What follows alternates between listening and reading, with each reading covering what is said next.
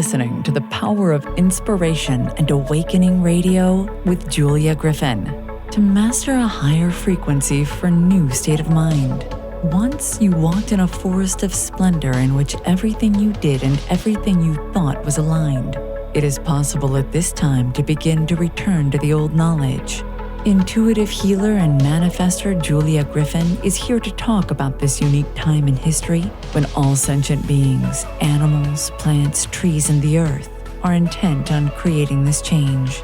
The wolves awakened her to the most incredible light, which opened gifts and brought knowledge that she longs to share. You are creators, and you are born to be creators of beauty, possibility, and joy. Join Julia on a journey into a beautiful and magical world where amazing possibilities exist. Let us help open the door. The Power of Inspiration and Awakening with Julia Griffin starts right now.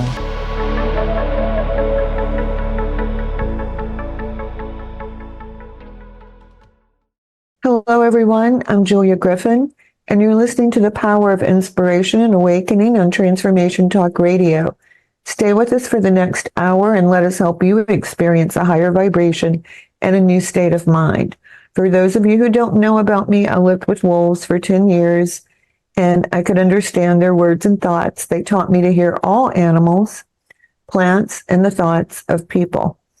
So today I have a very special guest, Anodea Judith, who shares her insights through writing and teaching. So let me tell you a little bit about her. She's been called a prophet for our time, a globally recognized teacher, speaker, healer, and writer on the intersection of personal and collective awakening. Her passion for the realization of our potential matches her concern for humanity's impending crises. Her wish is that we all wake up at the same time. Yes.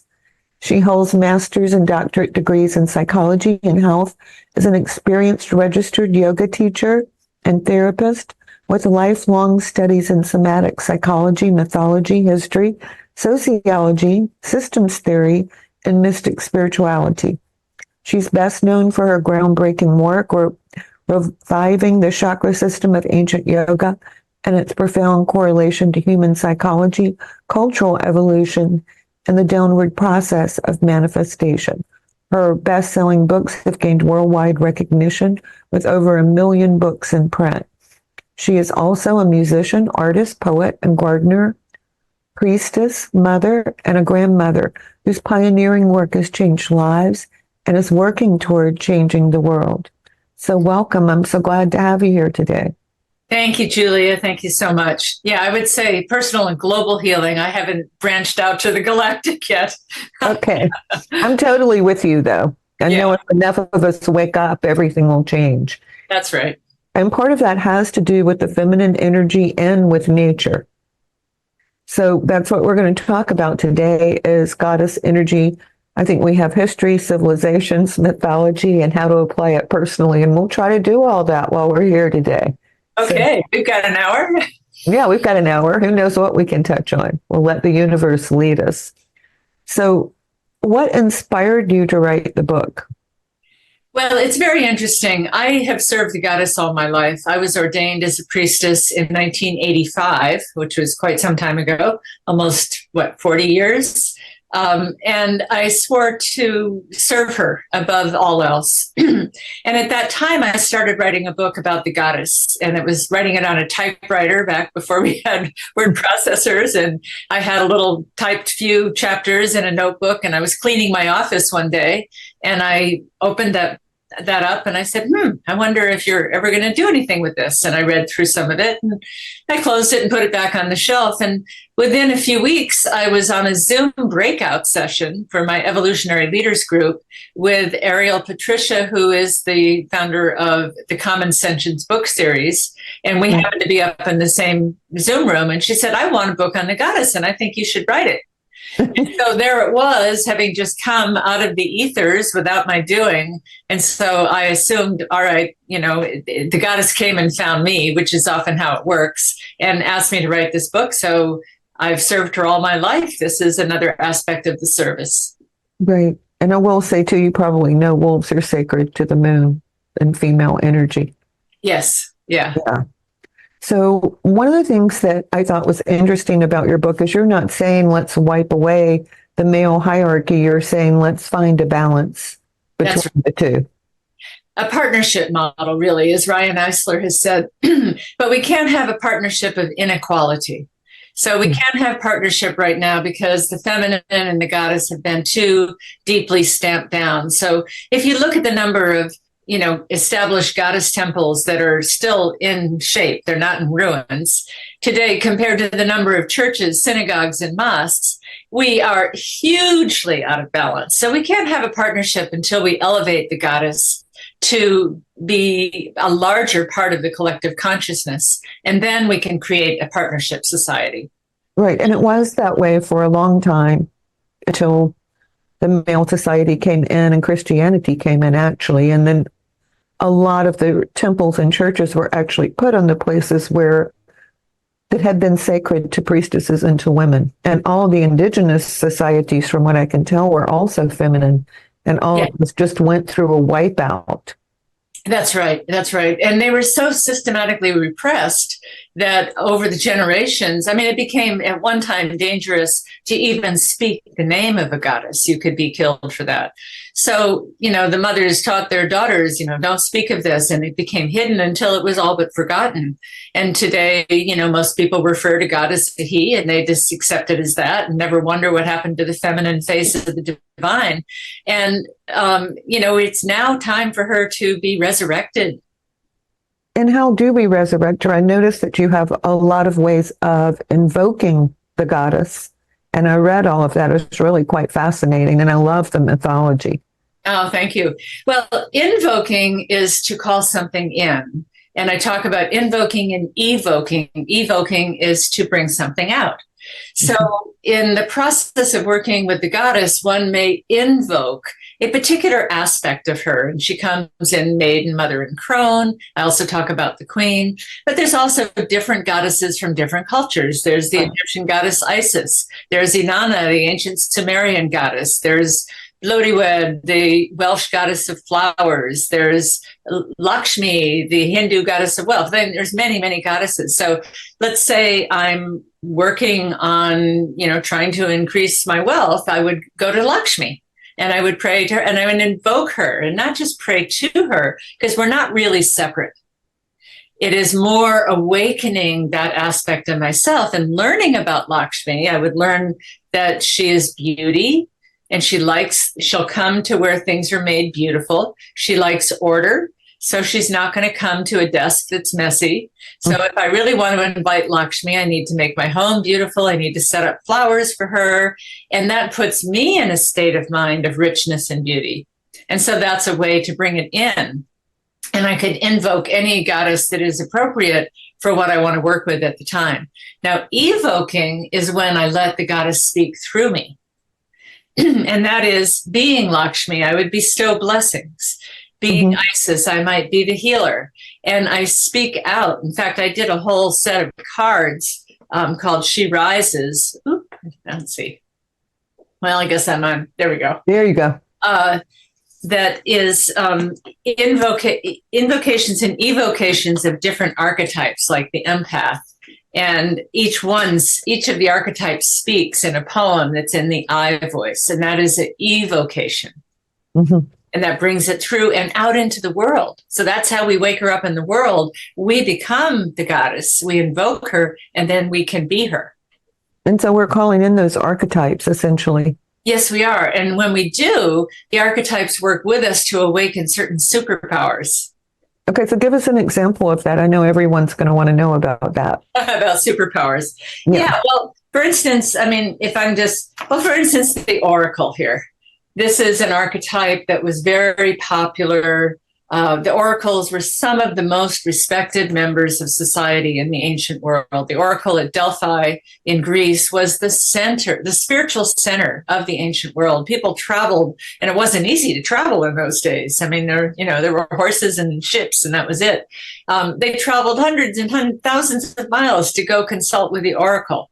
That's something that we've lost. But when you work with the oracle archetype, you can you open a channel for the divine to speak through you, And as I mentioned, to come into you and then speak out through you. So you become a voice piece of truth. So if you want to enhance your speaking abilities, you would invoke the oracle. Mm-hmm. Okay, so there's some people, and I'm aware of this, that when they think that they're pulling in higher qualities, they're really hearing themselves. What's your rule about discernment? It's a question. Is it something outside of us? Is it just our higher self? Is it a voice of wisdom? Is there a universal field of consciousness that we tap into? I don't know that it really matters how we explain it. But what I do know is that wisdom comes in that is beyond what we would think of on our own.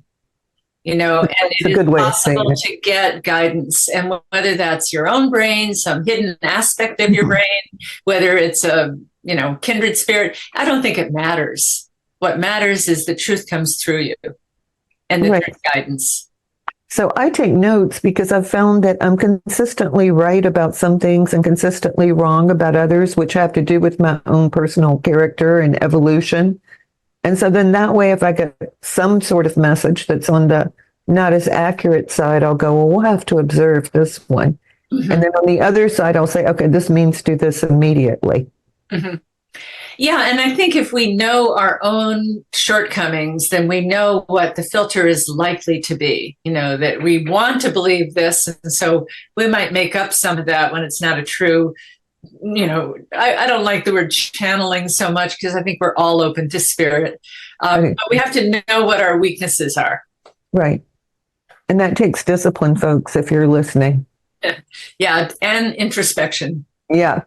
But still, it's really fun. Okay, so Lakshmi, you already told people how to invoke that energy. Do you have like a specific prayer that you use or a specific thought? It really depends on the goddess that I'm working with. I would, in an invocation, which is the prayer to awaken her, it's usually kind of listing her qualities.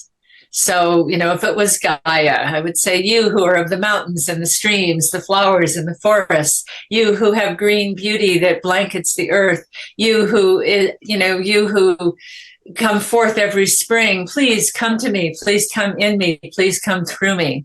And that would be invoking Gaia. So I'm speaking the qualities of that. And by speaking them, I awaken them in myself. I awaken them in my noticing, Right. It's like you learn a new word and then suddenly you notice it everywhere, right? Right. So when we start to speak these qualities, then we are bringing ourselves into alignment with them.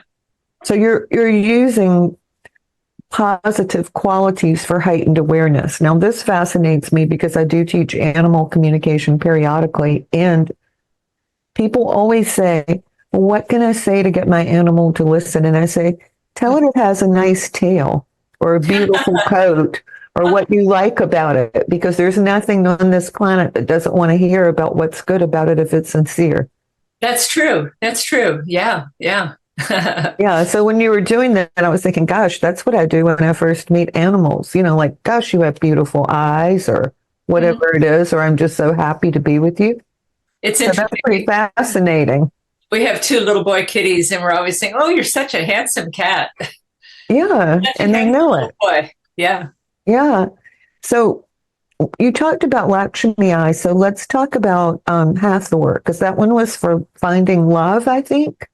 Yeah, Hathor is a goddess of love and pleasure. She was the full moon. She's an Egyptian goddess. She was also associated with the cow, which is the flowing of milk.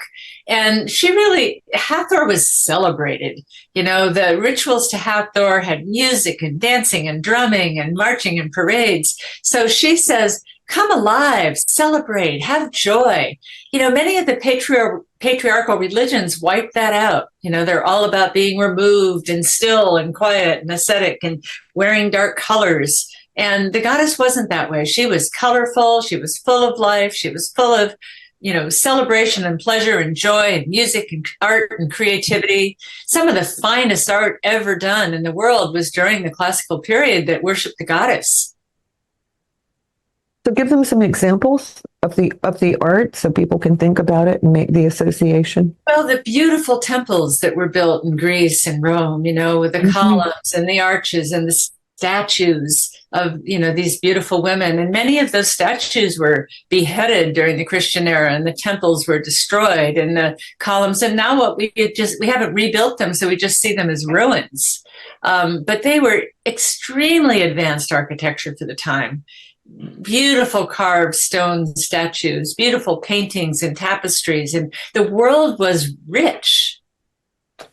And I don't mean in money, I mean rich colors, rich art, rich taste, rich quality of life. We've lost that richness. And the proportions are so incredible with the human body. And we're still using the 3 forms of columns that they came up with back then. We still are, and we still find them beautiful. Yeah. They may add to them, but it's still the basic 3 columns. Yeah. So many things are like that. And, just to add to that, I know plays were really important, and that the Greeks had an idea that a play or a story should be a circle. That it starts in one place and it ends in the same place, and that's a real story. And if you think about it, most films that are really wonderful, or stories or books, it's that same idea. Just to go back to your idea of the world being rich. Well, the hero's quest was that the hero sets out, and they hear the call and they meet the challenges and they go through the initiation. But the final step on the hero's quest is the return home. Exactly. So I feel that right now our task as humanity is to return back home to the earth and back home to the goddess. And I say that home stands for Holy Order of Mother Earth. So why don't you share the myth about Gaia in the beginning, because that's a beautiful story. Yeah, so in the Greek theogony, Gaia was there, Gaia as the living earth. She was there before anything else. It's not like the heavens made the earth made the heavens. And it said that she made the heavens to have something that would be all the way around her to embrace her. And so Gaia is the living earth. And it's where we get our word like geology or geography. It's about the earth. And the idea of Gaia is that really she is a living, intelligent entity. We're just too little to realize it. It's like fleas don't realize they're on a living elephant. Oh, this is a living being. They're on different parts of it. So if we look at the regulation of the salt in the ocean and the temperature and the oxygen that stays at 21%. These are all, how does that happen? There is an intelligence behind nature, and a supreme intelligence, in the way the leaves fall off in the fall and they go down to become compost for the earth to enrich the earth, and they grow up again, and they lose their leaves in the winter when it's dark and then the sun can come through. And, the snow is white that reflects the light in the darkest time. There's such a supreme intelligence in every aspect of our biology.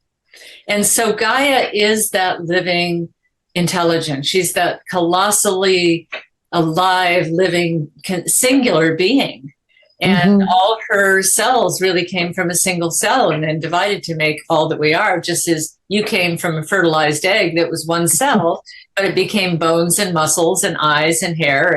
And, so she's become the many things, but Gaia is the living entity of the earth. Well, she's also the source of all the grids that all matter forms on. That's right. Yeah. And people talk a lot about spirituality and God and the universe, but it has to come into physical form. And Gaia is the source of physical form. And if we want to go more deeper into alchemy, she's also the source of our emotion, because we feel our emotions in our body. That's right. And emotions in the body are more closer to the earth, whereas mind and spirit are more up here. Nothing wrong with mind and spirit. But, when we denigrate matter, when we denigrate the body, well, we have health crises and environmental crises, and look at what's happening in the world. Matter is not inferior. It is an expression of supreme intelligence. Exactly. And if you're balanced with that, your manifestations or the things that you're aligned with are going to come into form much more quickly. That's right, because it is the manifestation current that moves from the top down. Right. And the earth also absorbs our negativity. Any good gardener who's ever been through a negative phase, it's amazing, but the garden will grow the best where you've been the most upset when you were gardening.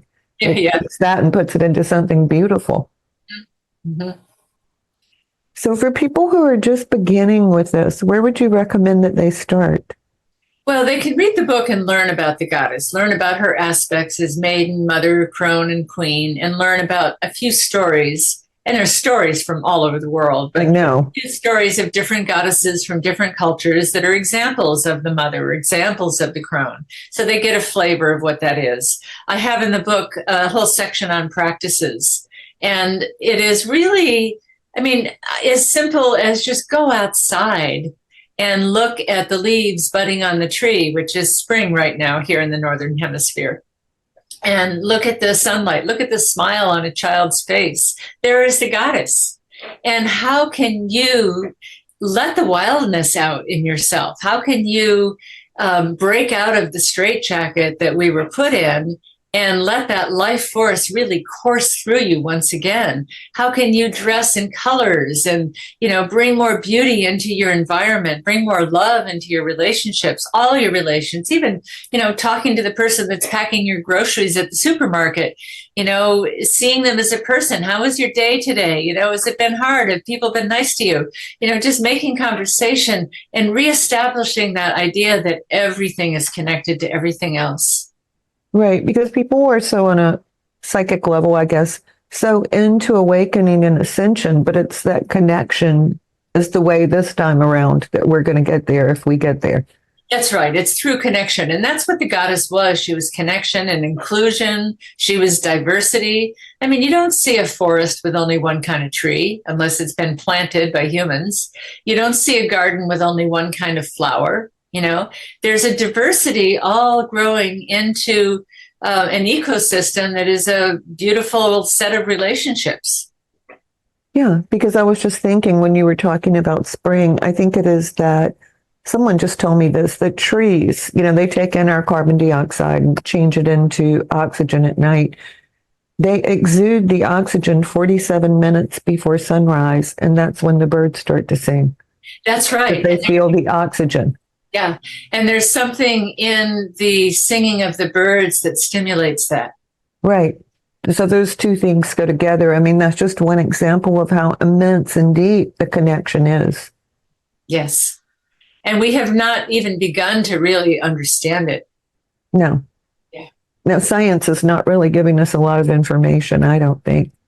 Well, it gives us a certain kind of information. And here's a point, that when humanity went to science, we took a big step forward in that we learned, what matter is made of and how to manipulate it. But we can't take the next step forward. You take a step forward on your right leg, then the next step has to be taken on your left leg. Exactly. And so we took a step forward with the masculine and the rational and the scientific, but myth and the feminine is the left leg taking the next step. And myth tells us not what, it tells us why. It gives us meaning. And science doesn't necessarily give us meaning. It just tells us how to manipulate. Right. And I'm thinking right now about the wolves. The alpha wolf has all the stories that went through time that she tells the pack and her children. No other wolf gets those stories, but they tell those stories at night. So that should give us some idea of how important stories are if animals are telling them as well. Yes, it was Muriel Rukeyser that said the universe is not made of atoms, but it's made of stories. Mm-hmm. And I think there's a lot of truth in that. So what did I want to ask? Okay, here we go. All right. So if we change it to we're incorporating the goddess in our life, what would that look like? How would we perceive life differently if that was happening now? That's a great question.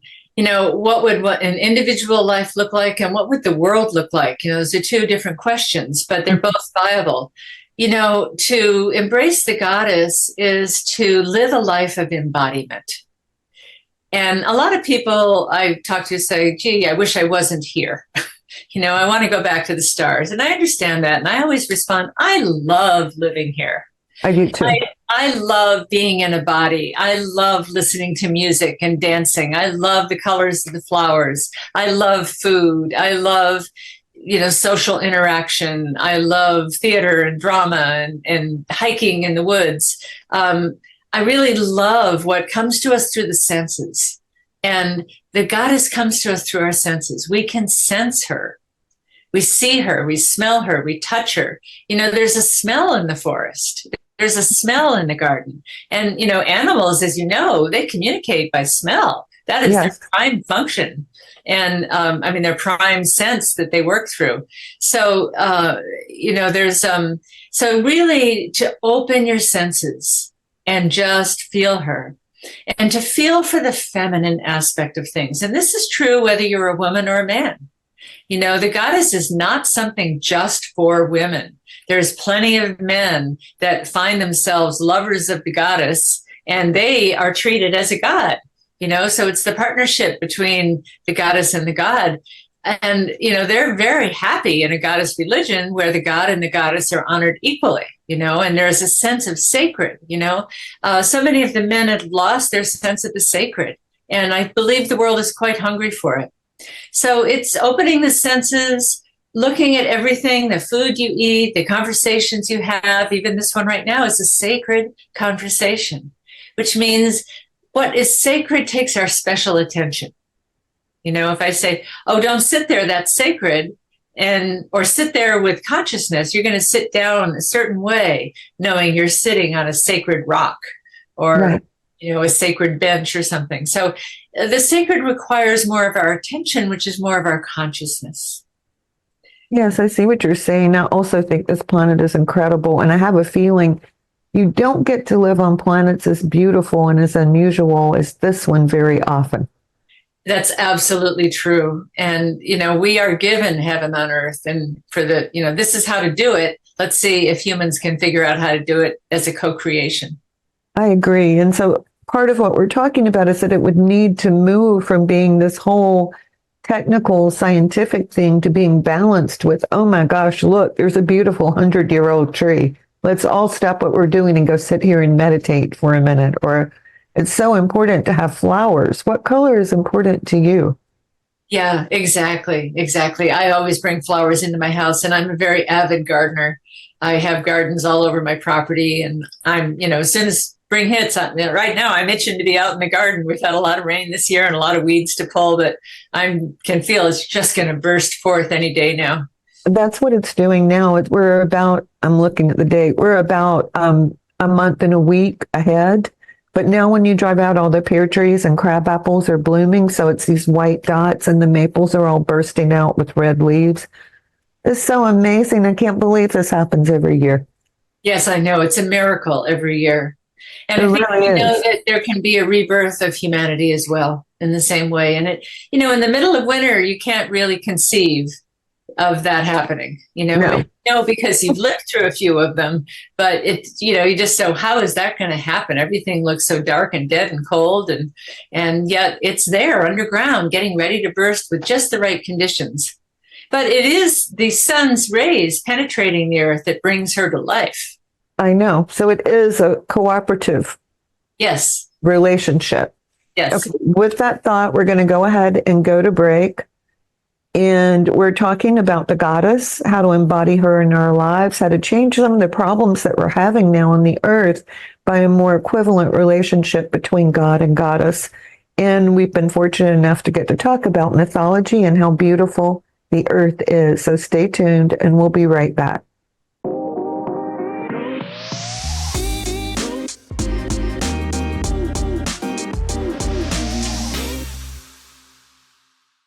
Hi, I'm Julia Griffin at One True Self, and you're listening to The Power of Inspiration and Awakening on Transformation Talk Network. I'm here with Anodea Judith, and she's telling us about goddesses. We're going to talk in the next half hour about how the goddesses have appeared in our life, how you've probably already experienced that energy, and why we're talking about this right now, which is so that we can be more connected to the earth and the feminine as we go through a collective awakening.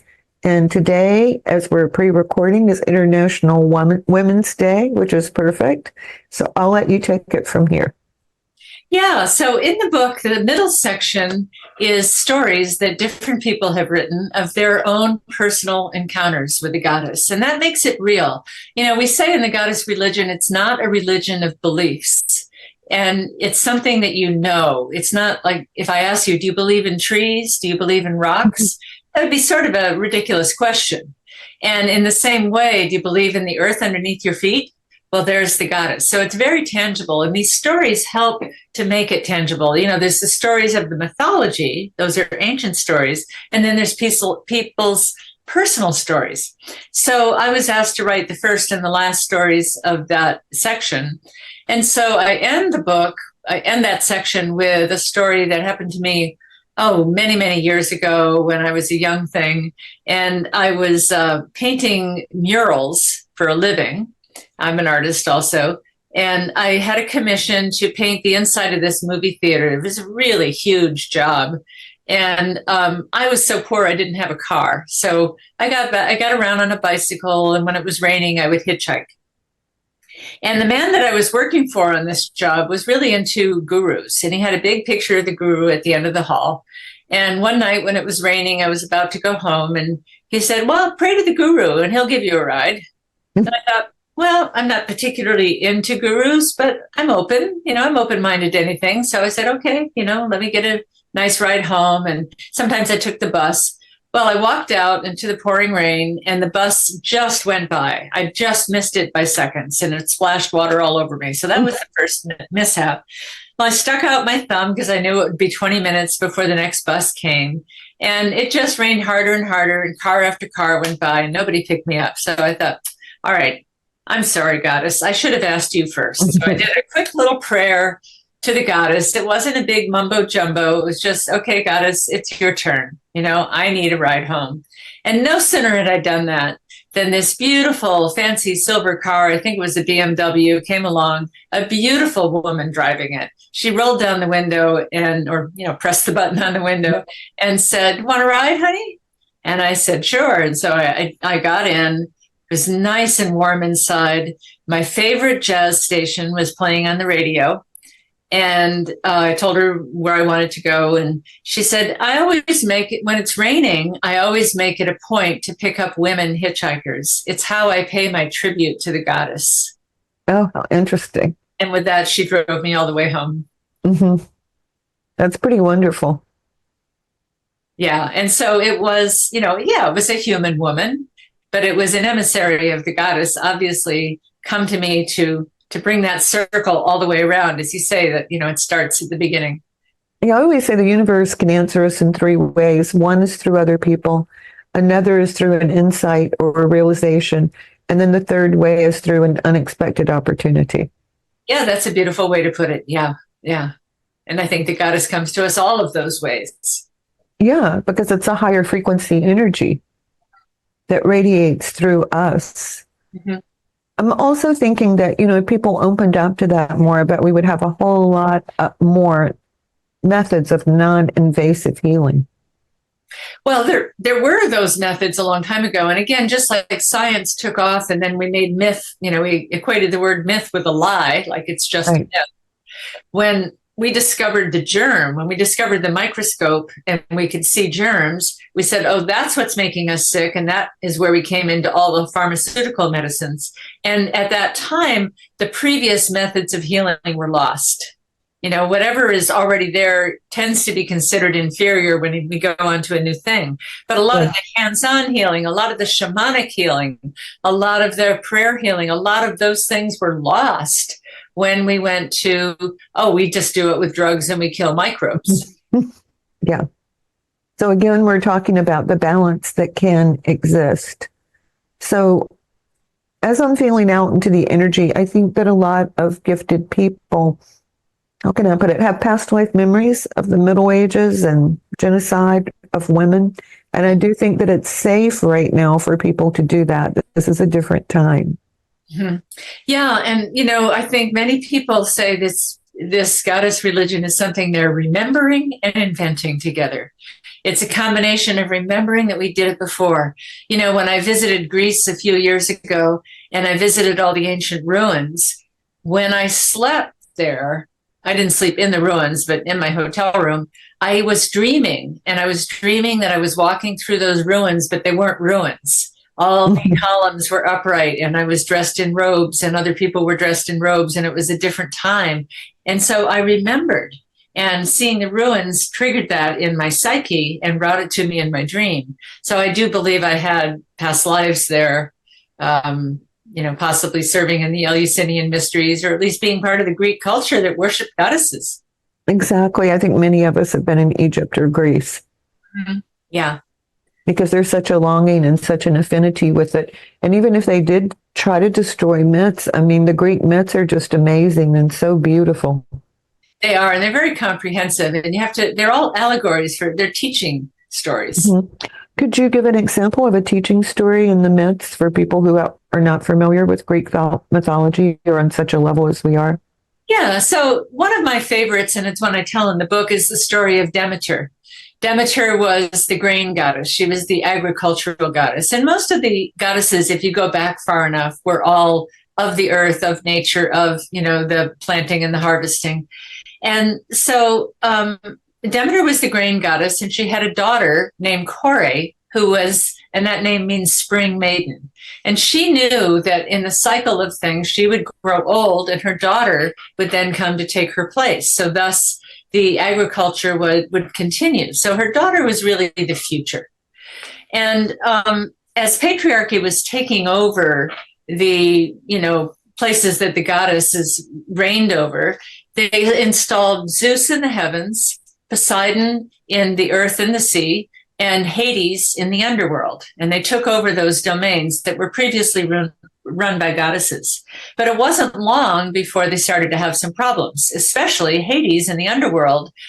He realized that he could not get rid of the souls that had come there because they couldn't get reborn, because you need a woman to get reborn through. And so without a goddess, it was getting very crowded in the underworld with dead souls. And he said, I got to do something. So he went to his brother Zeus up in the heavens and said, hey, Zeus, what do I do? And Zeus says, well, you need a wife. I'll give you my daughter.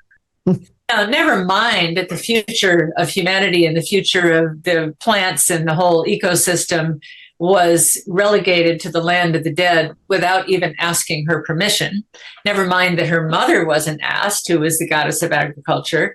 He was just told, go take her. And so one day when Crone was out picking flowers, Hades comes out of a gap in the underworld, riding a chariot drawn by jet black horses. He swoops Crone up and abducts her. Some say he raped her, brings her down into the underworld to make him his queen, to make her his queen.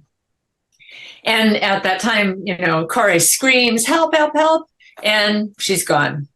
Now, when Hades did this, he looked around at anybody that watched and said, don't anybody tell what happened for fear of retribution from the All-Father Zeus. So everybody they zipped their lips.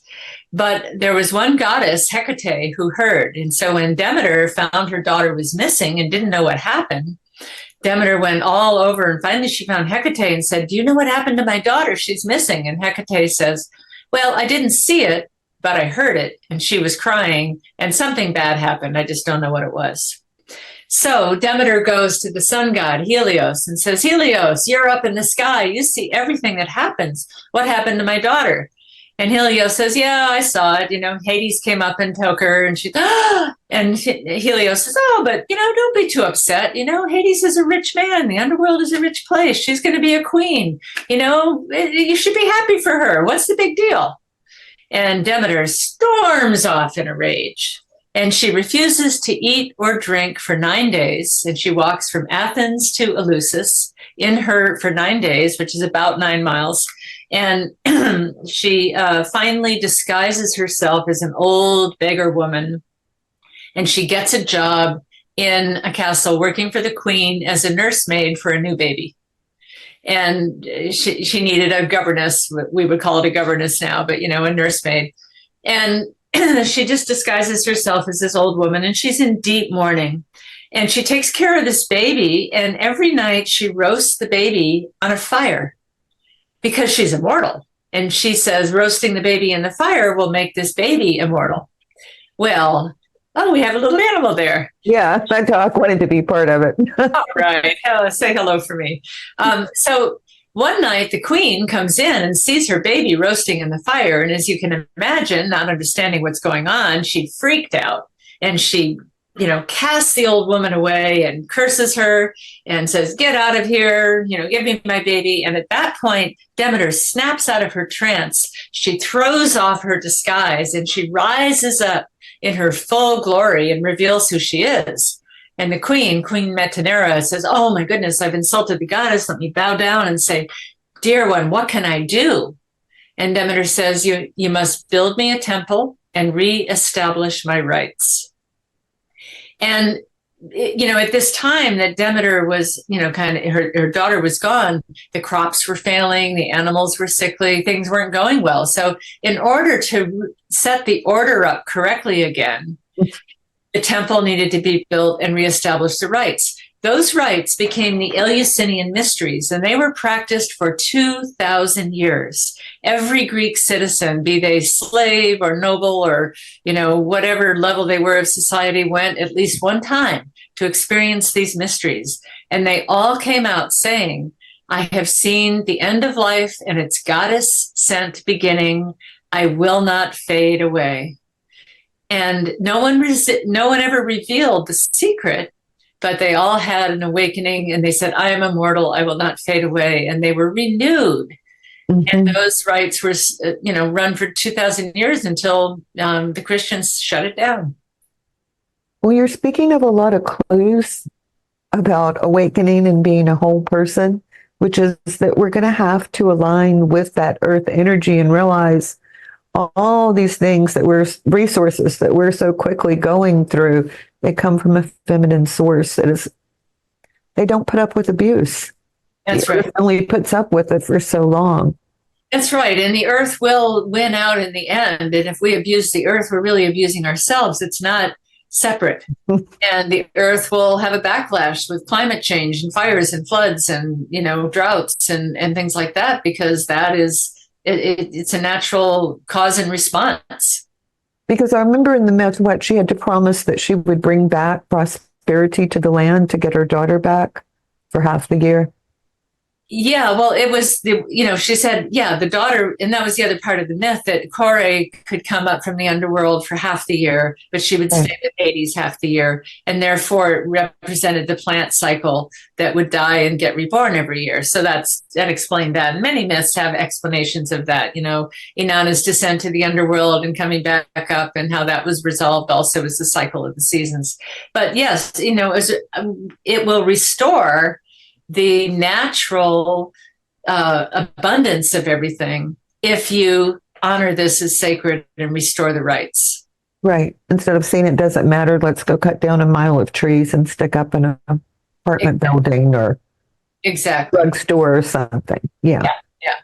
And the other thing we were talking about on break is that every month we do feel the goddess with the new moon and the full moon.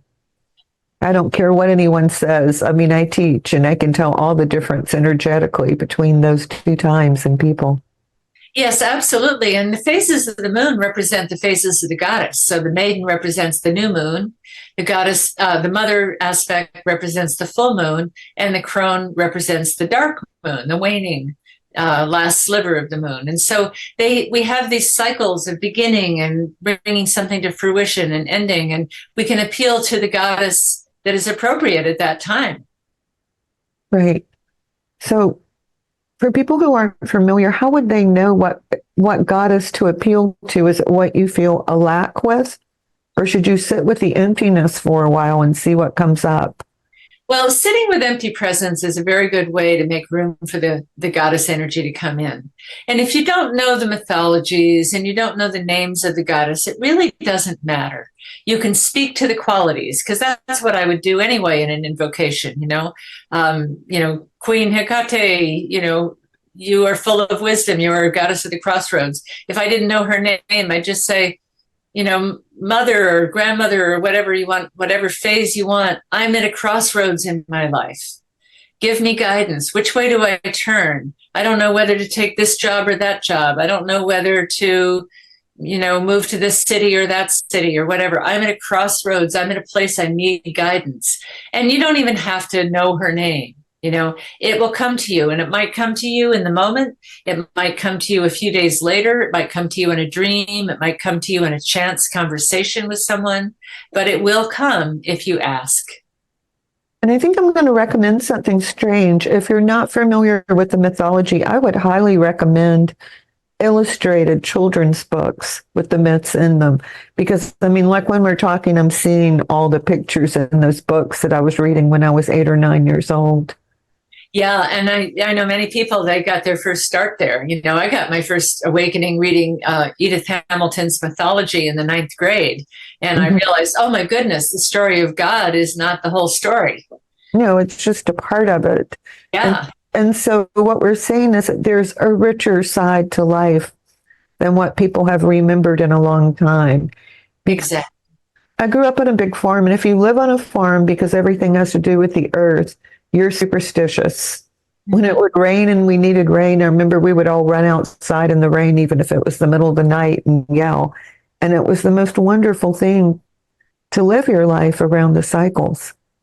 Absolutely. And, the celebrations of the goddess was around what's called the wheel of the year, which is the cycle of the seasons. So, at summer solstice, they worshipped one aspect. At winter solstice, they worshipped another aspect. At spring and fall, or the cross-quarter days of Beltane and Samhain and Ladies' Day and Lammas, those were all aspects, the 8 holidays of the year that represented not only the agricultural cycle, but the stage in life. Like Beltane was the adolescent stage, and summer solstice was the mature stage, the mother and father. And as we go into fall and winter, we go into the Crone stage. So the cycle of the seasons was very, very, very important in an agricultural society. We've gotten away from that, but they still influence us. And it's a wonderful thing to live close to the earth. I think before we're written off as pagans, I should say that all these qualities that we're talking about are in everyone. What we're talking about is finding rituals or finding a way to commune with nature so that those good qualities come through in your life. Exactly. And actually, the word pagan came from the Latin paganus, which meant country dweller. Oh, that's good to know. The cities, the ones who were still living out in the country, kept the old ways, or they lived on the heath, and that's why they were called heathens. Heathens didn't mean they were against the religion. It just meant they lived out on the heath, so they were still connected with those cycles of nature and all the magic that is part of that. Mm-hmm. And do you teach classes, or do you teach about this with your work? I do. I teach classes in a wide variety of things. My claim to fame is the chakra system, so I've taught a lot on that. And I do workshops on my She Rises cards, that are the different cards that awaken these archetypes. And I have a master class on the goddess that can be found. It'll be available on my website shortly. Right now, it can be found through Humanity's Team, their streaming platform. And shortly, it'll be on my website once they've been able to offer it for a while. So that's a video-based, beautiful course on who is the goddess. And I love to. That should be fun. Yeah. Yeah, that sounds really good. And so as we're going forward with this and we're moving into spring where we are, what are some ways that you would recommend that people celebrate it? It is obviously a big celebration within nature, whether we miss it or we don't.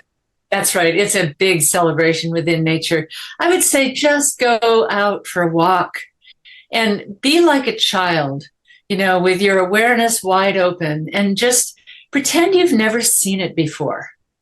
Like you're a visitor from another planet, and you're looking with amazement at the little tips of the branches of the trees that have little green buds on them. And you're listening to the birds, and you're feeling the spirit in the air of the spring, and notice a couple wildflowers poking up, and be in that state of wonder. And it is a wonder. Just 3 or 4 weeks ago, there was no grass. Everything was brown and gray. And now there are literally tiny flowers blooming all through the lawn. And I think it's more than that with what we're talking about, because we're saying, let's really reach our potential by taking in a wider view of ourselves. Yes, exactly. Yeah. And look at ourselves without being in the center of the picture. The world is not about me. It's not about you. We are just stewards of it. And there's a bigger picture here. Yeah. And so I think that that's maybe, I'm going to just say that's the direction that we're going in. So why don't we get on the bus? Yeah, that's right. That's right. Because it has to be. I mean, I just know in my heart there have to be ways of creating energy that are in harmony with the earth. Just simple things like that. This thing of going to the heavens. Well, we live on the earth, so let's not denigrate the earth. This is where we are. And I don't think the earth likes any of that, frankly. No, I don't either. In fact, one of the rituals I have in the book is to do a ritual of apology. And that means that you go outside to your backyard, to a park, to somewhere. You get down, on your knees, you touch your hands to the earth, maybe put your face in the earth, and you whisper into the earth, Mother, I am so sorry for all that has been done to you and all that is being done to you. And just to let it pour out that communication, because we know that when a wrong has been committed in a relationship, an apology goes a long way toward healing. Even if it wasn't your fault because it was done generations ago, even if you feel you can't do anything about it, an apology allows that healing to take place. And I think if enough people do that, it'll make a difference on the spiritual planes. Well, as we're talking about the spiritual plane, I don't know why I suddenly remembered this, but the word earth is an anagram for heart. And so it's through our heart that we feel the earth. It's also through our heart that we feel the heavens or the higher vibrations. That's and we need both, so people could really think about communing with their hearts to get to this place. It also has the word art in the middle of it. So we make it into art. Good. That makes it even more fun. Yeah. So we're making our communion with either side an art. That's right. That's right. And I suppose if we are combining both sides, which I don't know if there's societies that have done that, I'm sure that there were. But if we're doing that, that is an art form. It is. And, one of the myths of the goddess is Sarasvati, the Hindu goddess of the patroness of the 64 arts. And she is the wife of Brahma. And it's said that Brahma breathes existence out of his breath and she turns it into art. And it's beautiful. That is beautiful and wonderful. So we're approaching the end. Would you tell people how they can find you and your website and what your upcoming activities are? Yeah, well, I have several websites because I'm up to a lot of things. You can always find the clearinghouse at AnodeaJudith.com, ANODEAJUDITH.com. And my work in the She Rises and the Goddess is featured in my She Rises movement.com because I'm trying to turn that into a movement of women rising. I also do a podcast called Voices for the Future. My teaching organization is Sacred Centers. Now it's becoming Sacred Centers Academy. There's a few other websites, but that's enough to keep track of for right now. That's enough. Wow, do you do a lot? I'm up to a lot of things. Yeah. So thank you so much for being with me. And everyone, you can find me at One True Self, onetrueself.com. And you can get my newsletter, which is free twice a month. Just sign up there. It will tell you what's going on. And we so appreciate having all of you with us today to talk about the goddess and to talk about a different way of life. And thank you for awakening and being present in your heart. Namaste. Thank you, Julia. Thank you for listening, all of you. Thank you for listening to the Power of Inspiration and Awakening Radio with Julia Griffin to master a higher frequency for a new state of mind. Join us next time as Julia takes us deeper into the memory of the moments of light where transcendence and enlightenment emerge.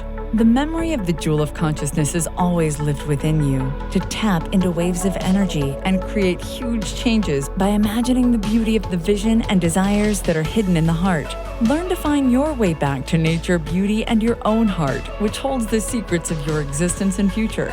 To discover more about Julia's adventures, animal communication, and the teachings she brings to every show, visit onetrueself.com. That's onetrueself.com. That's ONE, trueself.com.